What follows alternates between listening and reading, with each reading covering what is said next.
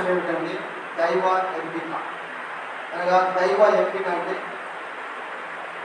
God chooses అన్నమాట. దేవుడు మనల్ని ఎన్నుకున్నాడు, ఏర్పరచుకున్నాడు. దేవుడు మన దైవ ఎంపిక మనల్ని ఎంపిక చేశాడు. కనుక దైవ ఎన్నిక అనేది నిర్దిష్ట ప్రయోజనం లేదా నిర్దిష్ట కోసం దేవుడు నిర్దిష్ట వ్యక్తుల్ని లేదా సమూహాన్ని ఎన్నుకున్నాడు. బైబిల్ చదివాం కదా, ఇప్పుడు 4-5 వచనం చూసినట్లయితే ఒకసారి చూసే 4వ వచనం 3వ వచనంలో దేవుని యొక్క ఆత్మీయ ఆశీర్వాదం గురించి ఇక్కడ చర్చించబడ్డది, రాయబడింది. పరలోకం మనలో ఆత్మ సంబంధమైనటువంటి ప్రతి ఆశీర్వాదం మనకు అనుగ్రహించింది. ఎట్లనగా తన ప్రియుని యందు తాను ఉచితంగా మనకు అనుగ్రహించింది. తన కృపా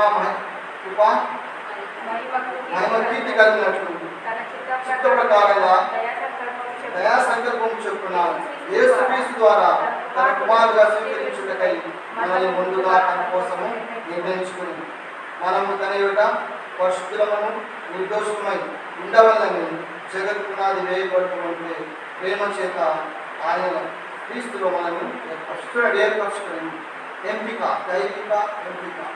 కనుక దేవుడు నిన్ను నన్ను ఏర్పరచుకున్నాడు. మన పట్ల ఒక సంకల్పం, దేవుడు మన పట్ల ఒక చిత్తం, దేవుడు మన పట్ల ఒక ప్రణాళిక కలిగి ఉన్నాడు.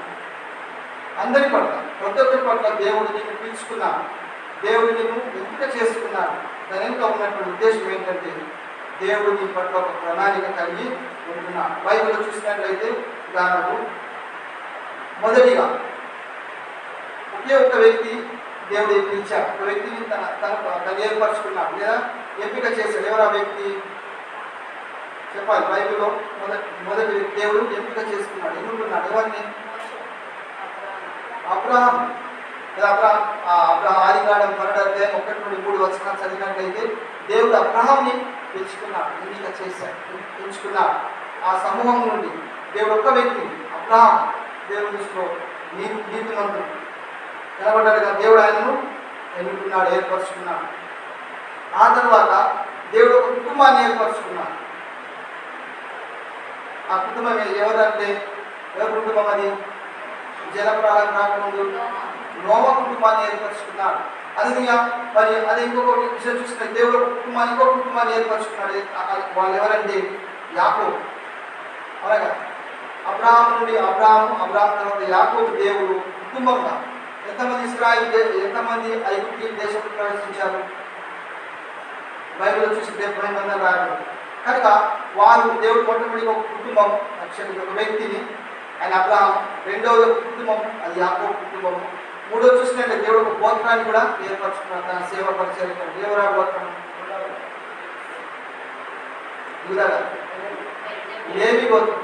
లేవి గోత్రాన్ని దేవుడు తన మందిరంలో పరిచయం చేయటకై ఏర్పరచుకున్నాడు. అదేవిధంగా చూసినట్లయితే దేవుడు ఒక దేశాన్ని ఏర్పరిచాడు. ఒక వ్యక్తి ద్వారా కుటుంబం ద్వారా మరి అతను మనం చూసి గోత్రాన్ని కూడా ఏర్పరచుకున్న తర్వాత ఒక దేశం, అదే ఇశ్రాయేలు దేశం. దేవుడు ఇశ్రాయేల్ని తన మహిమార్థమై ఎంపిక చేశాడు. కనుక మన యొక్క రక్షణ విషయంలో కూడా ఇక్కడ గమనించినట్లయితే ఈ త్రియేక దేవుని యొక్క పాత్ర ఉన్నది. త్రియేక దేవుడు ఎలా? మొట్టమొదటిగా తండ్రి ఏం చేశాడు? దేవుడైన తండ్రి మనను ఎన్నిక చేస్తున్నాడు. రెండవది కుమారుడు ఏం చేశాడు? మనని విమోచించాడు, మనను రక్షించాడు, తన స్వరక్తాన్ని కాచి మనం రక్షించుకున్నాడు. అదేవిధంగా పరిశుద్ధాత్మ దేవుడు ఏం చేస్తున్నాడు? ప్రతిరోజు మన జీవితాల్లో మనను పరిశుద్ధంగా జీవించడానికి, మనం శుద్ధి చేసి పరిశుద్ధంగా జీవించడానికి మనకి ఎంతగానో సహాయం చేస్తున్నాడు. కనుక మనను పరిశుద్ధపరిచాడు. మన పాపాలు ఒప్పుకున్నప్పుడు మన దేవుని పరిశుద్ధపరచబడతాం. కనుక ఇక్కడ తండ్రి కుమార పరిశుద్ధాత్మ త్రియేక దేవుని యొక్క కార్యం మన రక్షణ విషయంలో చూస్తున్నాం. కానీ ఇక్కడ చూసినట్లయితే మనము ఆయన యొక్క ఎలా ఉండడానికి ఏర్పరచుకున్నాడు? పరిశుద్ధులుగాను నిర్దోషులుగాను ఉండటకు ఆయన మనల్ని ఎన్నుకున్నాడు. అన్నింటిలో మొదటిది ఏంటంటే విశ్వాసమైన మనందరం ఆయన శాశ్వతమైన రూపకల్పన ఏంటంటే క్రీస్తులో మన స్థానాన్ని ఎల్లప్పుడూ సురక్షితంగా ఉంటుంది. మనం క్రీస్తులో ఉన్నాం కనుక మన స్థానము ఎల్లప్పుడూ సురక్షితంగా ఉంటుంది. అంతేకాకుండా క్రీస్తులో మన స్థానం ఏమిటో తెలుసుకోవాలని మరి అది ఎల్లప్పుడూ కూడా సురక్షితంగా ఉంటుందని దేవుడు కోరుకుంటున్నాడు. కానీ ఇక్కడ చూస్తున్నాం ఏంటంటే చూడండి దయచేసి మొట్టమొదటి ఎక్కడికి వద్దాం ఒకసారి. మనం ఎవరు ఎంపిక చేశారు? తండ్రి అయిన దేవుడు. తండ్రి అయిన దేవుడు. కొంతమంది ఏం విశ్వసిస్తున్నారంటే ఇందులో క్యాల్వినిస్ట్ ఉంటారు, అర్మేనియన్స్ ఉంటారు. వాళ్ళు ఏమిటంటే క్యాల్వినిస్ట్ వారు ఏమిటంటే యేసు దేవుడు కొద్దిమందిని ఏర్పరచుకున్నాడు, ఆయన ఎన్నుకున్నాడు, అందరినీ కాదు, ప్రత్యేకంగా కొద్దిమందిని ఆయన కొరకు ఏర్పరచుకున్నాడని వాళ్ళు నమ్ముతారు. అదే అర్మేనియన్ వాళ్ళు ఏమంటే లేదు క్రీస్తు అందరి కొరకు చనిపోయాడు, వీళ్ళేమంటే లేదు కొద్దిమంది కొరకు ఆయన చనిపోయాడు, వీళ్ళు వాళ్ళేమంటే లేదు క్రీస్తు అందరి కొరకు చనిపోయాడు, ఎవరైతే ఆయన విశ్వాసం వస్తారో వారు రక్షింపబడతారు, వారు బోధిస్తుంటారు. కనుక మొట్టమొదటిగా గమనించాలి, మనల్ని ఎవరు ఎంపిక చేశారంటే మొట్టమొదటిగా తండ్రి అయిన దేవుడు. మరి ఎప్పుడు అది ఎప్పుడు జరిగింది? జగతి పునాది వేయబడక ముందే, అనగా దేవుని యొక్క సంకల్పం. చూడండి, జగతి పునాది, దేవుడు పునాది వేయబడక ముందే దేవుడు ఎప్పుడో మనల్ని తన మహిమార్థమై మనల్ని ఎన్నుకున్నాడు, ఏర్పరుచుకున్నాడు. కనుక జగతి పునాది వేయబడక ముందే నువ్వు ఎన్నుకోబడ్డావు, దేవుడు ఏర్పరచుకున్నాడు, జగతి పునాది వేయబడుతుంది. రెండో చూసినట్లయితే ఈ యొక్క భూమి సృష్టింపబడక ముందు, ఈ యొక్క సృష్టి నిర్మించబడక ముందే దేవుడిని ఏర్పరచుకున్నాడు. ఎప్పుడంటే జగత్ పునాది వేయబడక ముందు, రెండవది సృష్టి నిర్మించబడక ముందు దేవుడిని ఏర్పరచుకున్నాడు, తన దయా సంకల్పం చెప్తున్నాడు. ఎందుకు?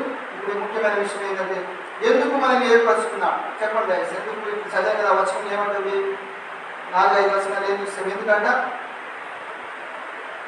దైవిక ఎంపిక. ఎందుకంటే ఆయన దృష్టిలో పవిత్రంగా మరియు నిర్దోషంగా ఉండేందుకే ఈ లోకం సృష్టించక ముందు ఆయనలో మనల్ని ఎన్నుకున్నాడు, క్రీస్తులో దేవుడు మనల్ని ఎన్నుకున్నాడు, ఏర్పరచుకున్నాడు.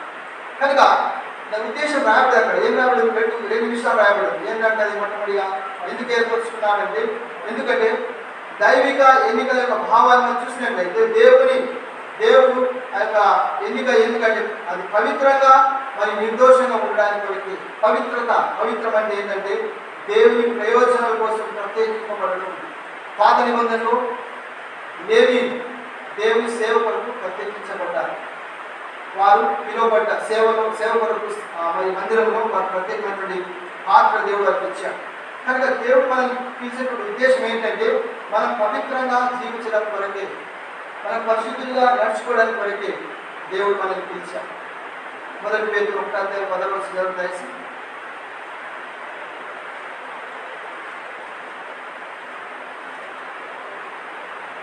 మొదటి పేతురు 1:10 నేను పరిశుద్ధుడై ఉన్నాను కాగా విధేయులకు పిల్లలై మీ పూర్వపు ఆజ్ఞ దశలో మీకుండిన ఆశను అనుసరించి ప్రవర్తింపగా మిమ్మల్ని తెలిసిన వాడు పరిశుద్ధులై ఉన్న ప్రకారము మీరు సమస్త ప్రవర్తన ఎందుకు పరిశుద్ధులై ఉండండి. మనం పరిశుద్ధులుగా ఉండడానికి దేవుడు మనల్ని పిలుచుకున్నాడు, పరిశుద్ధమైన జీవితాన్ని జీవించడానికి దేవుడు మనల్ని పిలుచుకున్నాడు. కనుక ఆ విషయాలు మనం మర్చిపోతున్నాం. కనుక దేవుడు పరిశుద్ధుడు కనుక మనం పరిశుద్ధులుగా ఉండాలని దేవుడు కోరుకుంటున్నాడు. పరిశుద్ధమైన జీవితము, పవిత్రమైన జీవితము అది క్రీస్తులో మనం ఉంటాం. ఎప్పుడైతే దేవుని వాక్యాన్ని విధేయులుగా నడుచుకుంటామో, ఎప్పుడైతే దేవుని మనం భయపడి జీవిస్తామో, ఎప్పుడైతే దేవుని ఆజ్ఞను అనుసరించి నడుచుకుంటామో, మన తప్పిదాలు, మన పాపాలు, మన దోషాలు దేవుని ఒప్పుకొని వాటిని విడిచిపెడతాము, అప్పుడు మనము పరిశుద్ధంగా నడుచుకోవడానికి దేవుడు మనకు సహాయం చేస్తాం. కనుక మనం విషయం గమనించాలి ఏంటంటే మనం మొట్టమొదటిగా పవిత్రంగా దేవుని ప్రయోజనాల కొరకు ప్రత్యేకించబడ్డాం. దేవుడు మనల్ని తన కొరకు తన మహిమార్థమై పిలుచుకున్నాడు. చూడండి దయచేసి కొలొస్సీ 1:10 కొలొస్సీ 1:10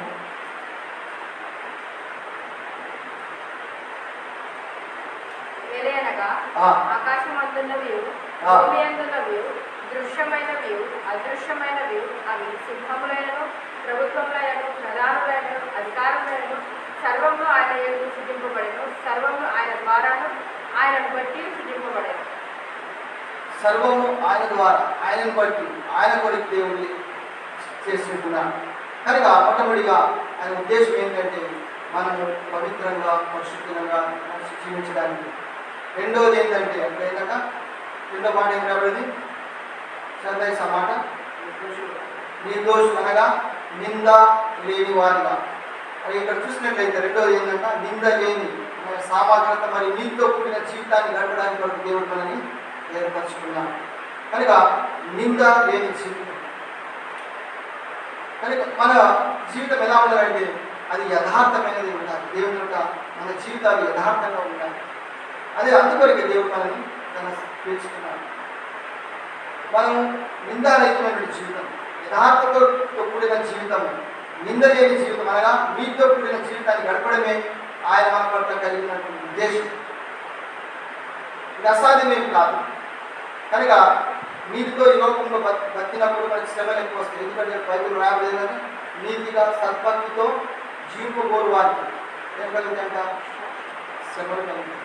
ఎప్పుడైతే నువ్వు నీతిగా, న్యాయంగా, నిజాయితీగా జీవించాలనుకున్నప్పుడు శ్రమలు, శోధనలు వస్తాయి.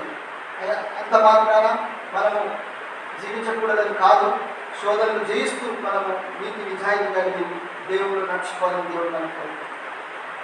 ఉద్దేశాలు చూస్తూ మొట్టమొదటిగా పరిశుద్ధంగా పవిత్రంగా జీవితం ఉండడానికి వరకు, రెండవది నింద లేని జీవితం అనగా నీతితో కూడిన జీవితాన్ని గడపడానికి వరకు దేవుడు మనల్ని ఏర్పరచుకున్న విషయాన్ని మర్చిపోలేదు. తర్వాత ఇక్కడ చూసినట్లయితే కారణాలు ఏమిటో చూసాం. కారణాల విషయానికి వస్తా. కారణాల విషయం వచ్చినట్లయితే క్రైస్తవ వేదాంత శాస్త్రంలో దీని గురించి ఇలా రాయబడదు. ఏంటంటే మొట్టమొదటిగా మరి కొత్త నిబంధనలు విశ్వాసం దేవుడు ఎందుకు ఏర్పరచుకున్నాడు, ఎందుకు పెంచుకున్నాడు అంటే మనం ఆయన రక్షణ పొందుకొని ఆయన మహిమార్థం ఈ లోకంలో దానికి సాక్షులుగా జీవించడానికి వరకు మనము ఏర్పరచుకున్నాం. ఏర్పరచుకున్నాడు అంటే చూడండి మోక్షం గురించి అనగా మనము రక్షణ గురించి, రక్షణ శాశ్వత జీవితానికి పొందేందుకే దేవుడు కొంతమంది వ్యక్తులను ఎదుర్కొన్నాడనే నమ్మకం కొంతమంది కలిగి ఉంది. మనం తరచుగా మనం చూసినట్లయితే మనకు తెలియదు. ఉదాహరణ మనకు సువార్త చెప్తా ఉన్నాం, ఒక గుంపులో 100 మంది ఉన్నారు, మనం వారికి సువార్త చెప్తున్నాం. వాళ్ళు 100 మంది రక్షింపడానికి గ్యారెంటీ ఏం లేదు. అవునా?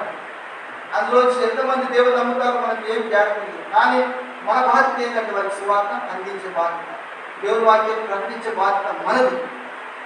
కనుక వారు దానికి విని, ఆ వాక్యాన్ని విని స్పందిస్తే వారి దేవుని విశ్వాసం కలిగి ఉండి వారు రక్షింపడతారు. కానీ దేవుని సంకల్పం ఏంటంటే దేవుడు ముందుగానే ఏర్పరచుకుంటారు. కానీ వారి స్వార్థ అందించే బాధ్యత మనది కనుక రక్షణ విషయంలో దేవుడు మనల్ని ఏర్పరచుకున్నాడు.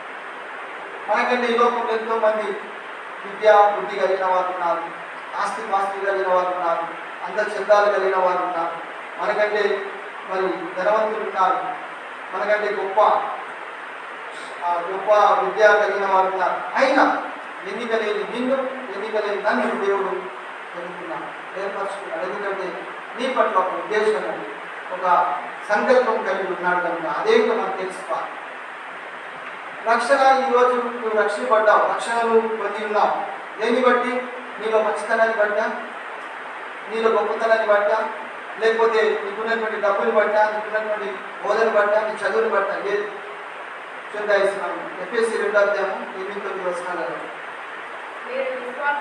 మీరు విశ్వాసం ద్వారా ఉపచేతనే రక్షింపబడి ఉన్నారు. ఇది నీ వల్ల కలిగినది, దేవుని వలనే.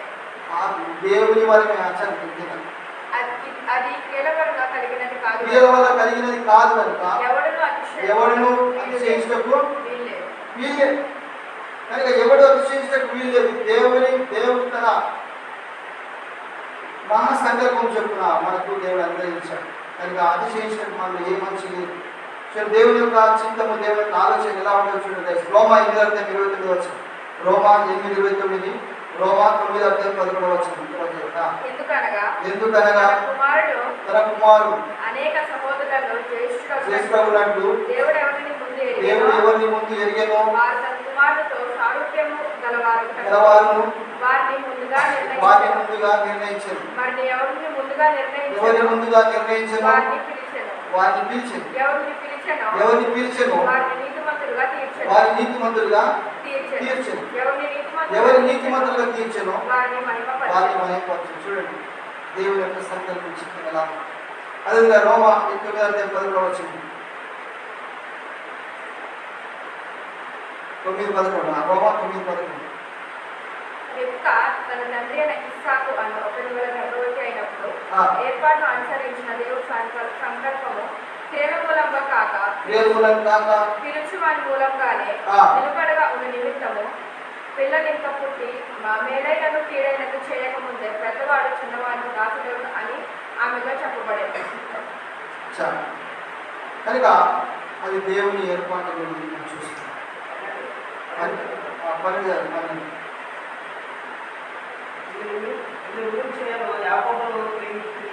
యాకోబుని ప్రేమిస్తుంది, ఈశావుని ద్వేషిస్తుంది అని వ్రాయబడింది. దేవుడు చిత్తం చూడడం, దేవుని చిత్తాన్ని మనం అర్థం చేసుకోవాలి. అందుకని ఇక్కడ చూసుకుంటే మొట్టమొదటిగా మనం రక్షింపబడటం, మనకు మోక్షం రక్షణ ఇవ్వడానికి కొరకు దేవుడు మనల్ని ఏర్పరచుకున్నాడు. కనుక ఈ గొప్ప రక్షణని మనం నిర్లక్ష్యం చేయకూడదు. దేవుడు ఇచ్చే గొప్ప రక్షణని మనము పోగొట్టుకోకూడదు. లోకంలో ఎంతో మంది దీని యొక్క విలువను తెలుసుకోలేకపోతున్నారు. కానీ దేవుడు మనం ఏర్పరచుకోవాలి. ఎంత ధన్యులం ఒకసారి ఆలోచించాలి. మనం ఎంత ధన్యులం ఒక్కసారి ఆలోచించాలి. మనలో ఏ మంచి లేదు, మనకు ఏ యోగ్యత లేదు. మనము తండ్రి అబ్బా నాయనని పిలిచే ఏ యోగ్యత లేదు. మనల్ని దేవుడు ఏర్పరచుకున్నాడు. కనుక ఎంత గొప్ప విషయం ఒకసారి చూడండి. అంతేకాకుండా రెండో విషయం చూసినట్లయితే దేవుడు మనల్ని ఇంకా ఎందుకు ఏర్పరచుకున్నాడు. కొత్త నిబంధన చూసినట్లయితే ఆయన సేవకుడు, ప్రవక్తలు లేదా అపోస్తులు వంటి అతని ప్రణాళికలో నిర్దిష్ట పాత్రలు వారు వేశారు. కనుక ఆయన మిషన్ కోసం దేవుడు వ్యక్తిని ఎన్నుకున్నాడు. దేవుడు కొత్త ఆజ్ఞాపించాడు. చూడండి మత్తయి సువార్త 20 19 వచ్చిన 28-19 ఏం రాయబడింది?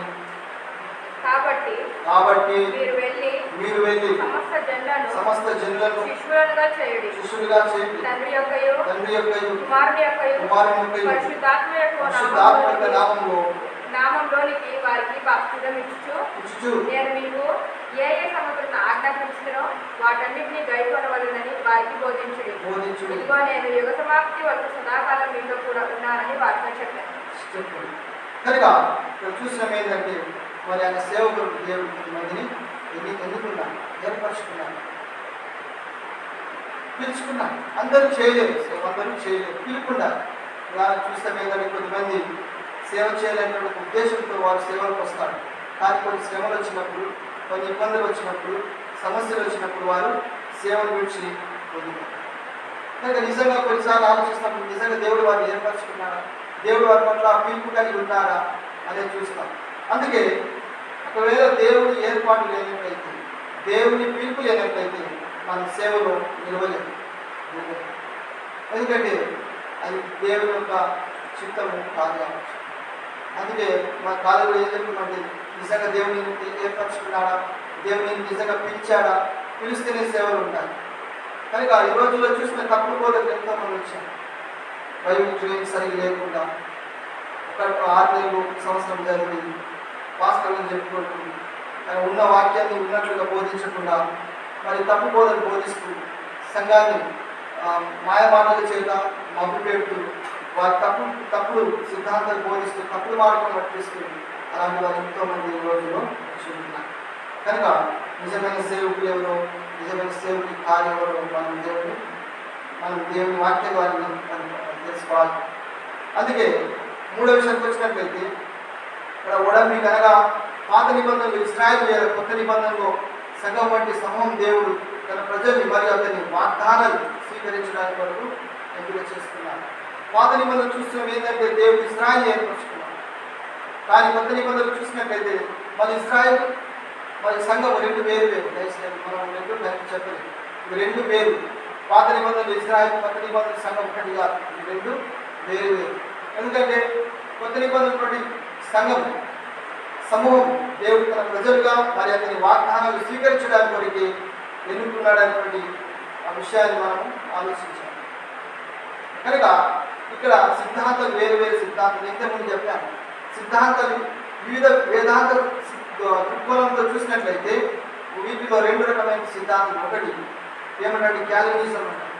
అర్థం కాదు. క్యాల్వినిజం అంటే ఇదేంటే వాళ్ళు ఏమంటే ఇది ముందస్తు నిర్ణయాన్ని నొక్కి చెప్తారు. అనగా దేవుడు ముందుగానే ఈ వ్యక్తిని ఏర్పరుచుకున్నాడు కనుక ఈ వ్యక్తి ఎట్టి పరిస్థితుల్లో సమయం వచ్చినప్పుడు రక్షింపడతారు. మిగతా వాళ్ళు ఏమంటే లేదు, క్రీస్తు అందరి కొరకు చనిపోలేదు, క్రీస్తు కొద్ది మంది కొరికే ఆ ఏర్పరుచుకున్న వారి కొరికే చనిపోయారు అని భావించారు.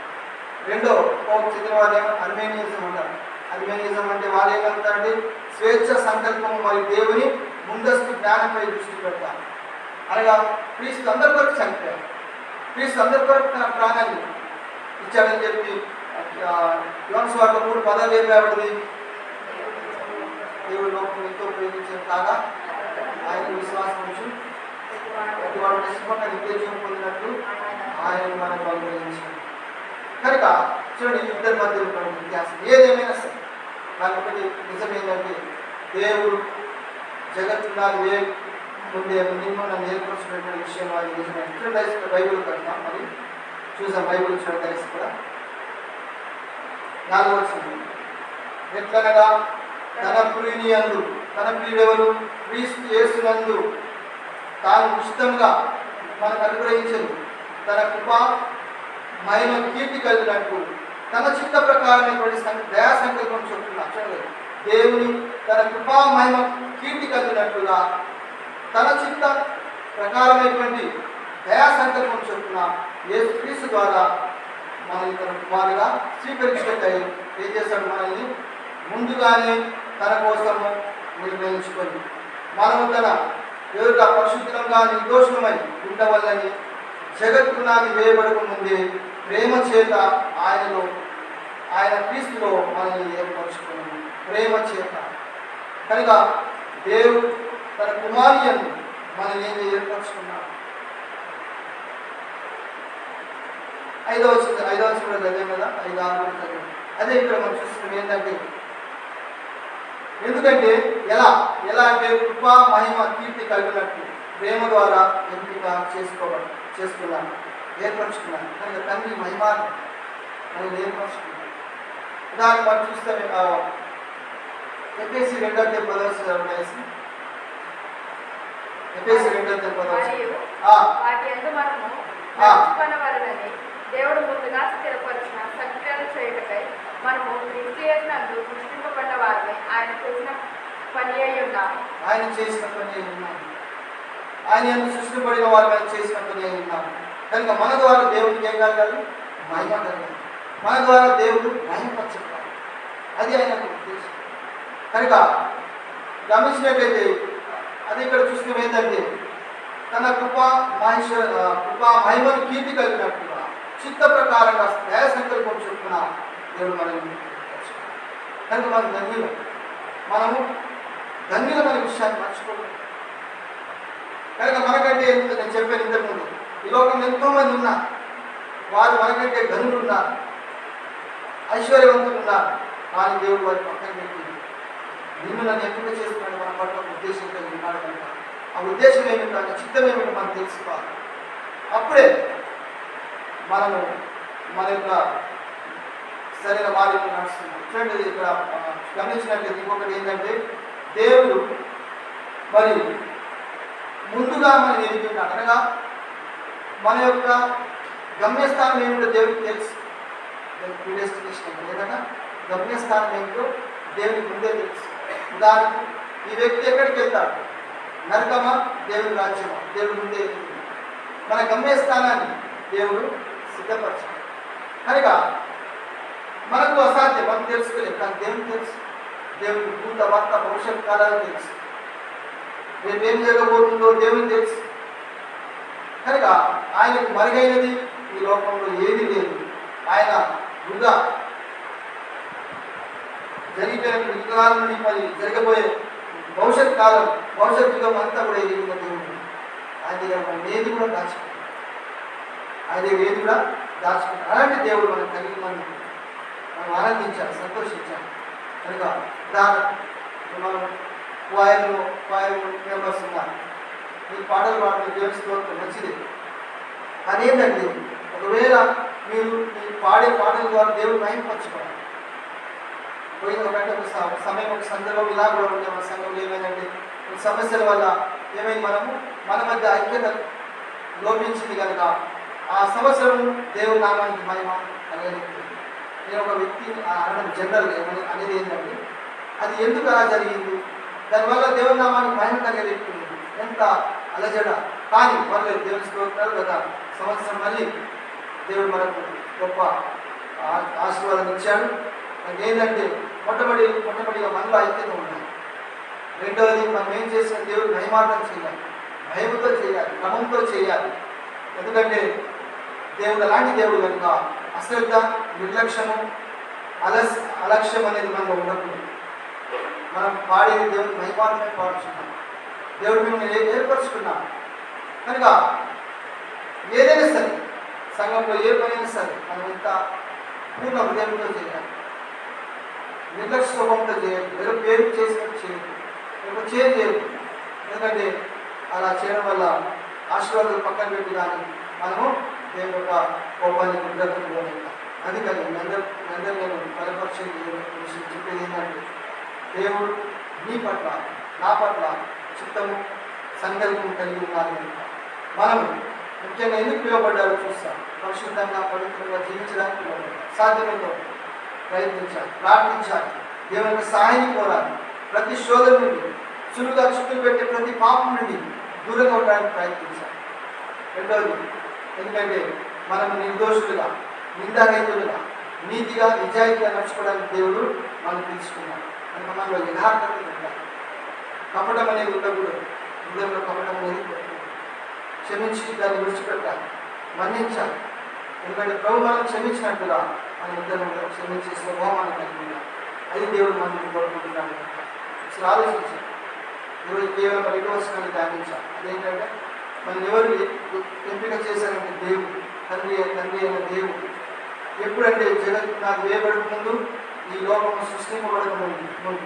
ఎందుకంటే మనం పరిశుద్ధిగా ఉండడానికి వరకు, ఆ తర్వాత నిర్ధారహితంగా నీతిగా జీవించడానికి వరకు.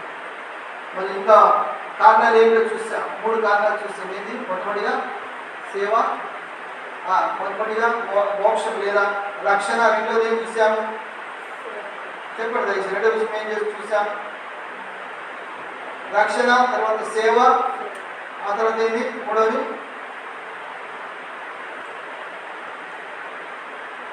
మూడవది ఉడంబిక. దేవునితో పట్టినటువంటి ఉడంబిక. కనుక ఈ 3 విషయాలు కారణాలు చూస్తున్నాం. అందుకే ఈ సమయంలో మన దేవుని ప్రార్థిస్తాం, దేవుని వందనాలు చెల్లిస్తాం. దేవుడు నిజంగా మనల్ని ఏర్పరచుకున్నాడు, ఎన్నుకున్నాడు కనుక ఆయన చిత్తానుసారంగా నడుచుకోవటం, ఆయన సంకల్పం చొప్పున జీవించడం, ఆయన మార్గంలో మనము ముందుకెళ్ళినట్టు దేవుడు మనకు సాయం చేయాలి. అనగా మనం చాలా ప్రతిదీ కూడా మనం ఏం చేసుకుంటాం, చాలా ఈజీగా తీసుకుంటాం. క్రైస్తవ సమాజంలో చూసినట్లయితే ఫస్ట్ జనరేషన్ అనగా అన్ని జనుడి దేవుడు నమ్మి వచ్చిన వారు కొంచెం భక్తిగా, భయంగా ఉంటారు. వారికి కలిగిన సంతానం, 1వ సంతానం, 2వ సంతానం, 3వ సంతానం కొద్దిగా దేవుడి నుండి చాలా దూరం వెళ్ళిపోతుంటారు. ఎందుకంటే వాళ్ళు చాలా లైట్గా జీవితాన్ని చాలా సులువుగా తీసుకుంటారు. దేవుడు మనకు రక్షణ ఒక కానుకగా, ఒక గిఫ్ట్గా ఇచ్చాడు. దాని విలువ మనకు తెలియదు, దాని క్రీస్తుకు తెలుసు. దాని విలువ ఏంటంటే తన ప్రాణాన్ని బలిగా ఇచ్చాడు, రక్తాన్ని చెందించాడు. ఇప్పుడు మనకి ఎవరైనా గిఫ్ట్ ఇచ్చారనుకో హ్యాపీగా తీసుకుంటాం. కొన్నిసార్లు మనం దాని విలువ తెలియదు, అక్కడిక్కడ పడేసుకుంటాం. ఎందుకు? దాని విలువ మనకి నాణ్యత విలువ తెలియదు, కానీ ఇచ్చిన వ్యక్తి తెలుసు, అది ఇంత కష్టపడి మనకి ఇచ్చాడు. అందుకని రక్షణలో మనం కొనసాగాలి. దేవుడు వచ్చి మరింత వరకు మనం ఆయన నమ్మకంగా జీవించినప్పుడు దేవుడు మనందరికీ సహాయం చేయండి.